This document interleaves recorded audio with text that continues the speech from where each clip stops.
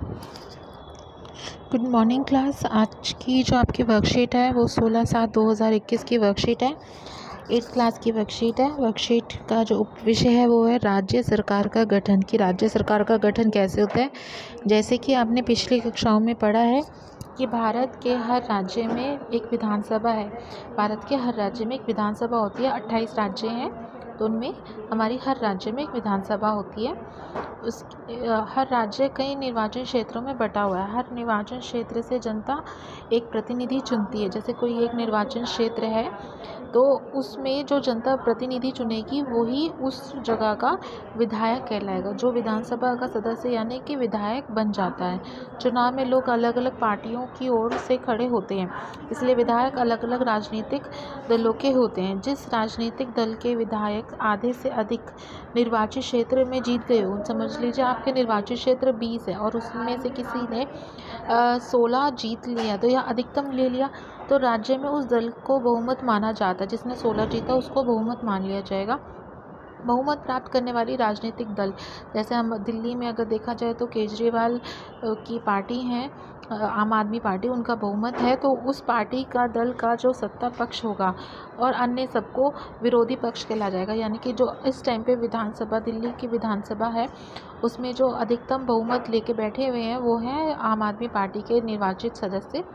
तो उनके अलावा जो और थोड़े बहुत जो यानी कि 16 तो उनकी होगी मान लीजिए, और 4 जो बाकी के पार्टीज़ ने सीट जीती है वो उधर विधानसभा में विरोधी पक्ष यानी कि विपक्ष में कहलाया जाएगा। ठीक है, अब हम आगे बढ़ते हैं।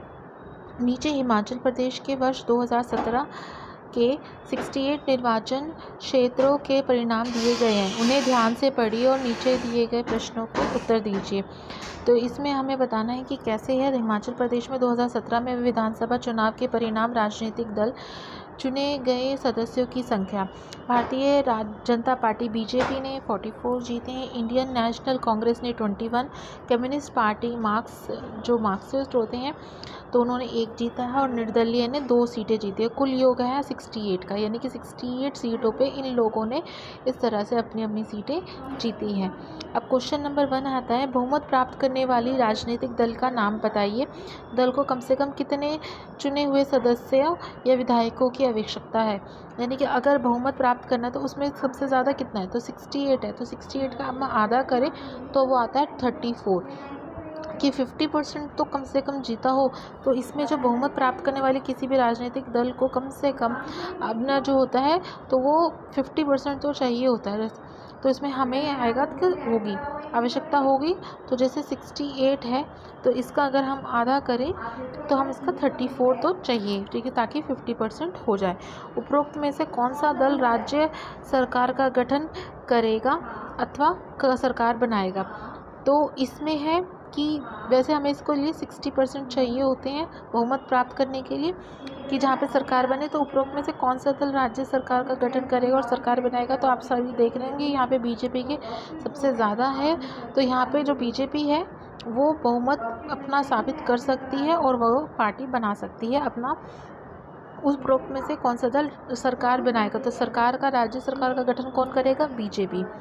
तीसरा क्वेश्चन है, उपरोक्त दलों में से कौन सा दल विरोधी दल कहलाएंगे।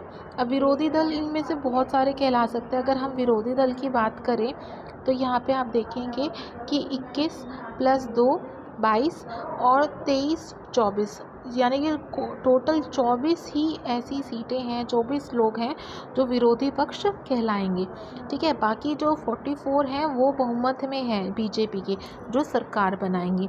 60% तक चाहिए होता है, बट यहाँ पे 50% के करीब, उससे ज़्यादा भारतीय जनता पार्टी ने ले लिया तो भारतीय जनता पार्टी की हिमाचल में सरकार बनेगी।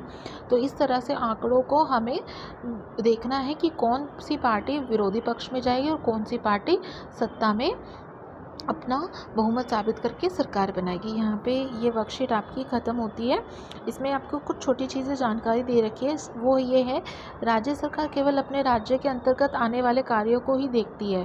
ठीक है, कि राज्य के अंदर जो कार्य होते हैं वो ही देखती है। जैसे राज्य की शिक्षा, स्वास्थ्य, सड़कें, पानी, बिजली, पानी। भारत में कुल 28 राज्य तथा 3 केंद्र शासित प्रदेश है जिनकी अपनी विधानसभा है। ऐसे कार्य जिनका असर पूरे देश पे पड़ता है। जैसे पूरे देश, सीमाओं की सुरक्षा, रेलवे व्यवस्था, संचार, बैंक इत्यादि ऐसे कार्यों को केंद्र सरकार देखते हैं। पूरे देश से संबंधित जितने भी कार्य होंगे वो केंद्र सरकार देखेगी, और राज्य से संबंधित जितने भी कार्य होंगे वो राज्य सरकार देखेगी। यहाँ पे बेटा आपकी पूरी ये वर्कशीट कंप्लीट हो जाती है। इसको कंप्लीट करके रिवर्ट बैक करिए जल्दी से जल्दी।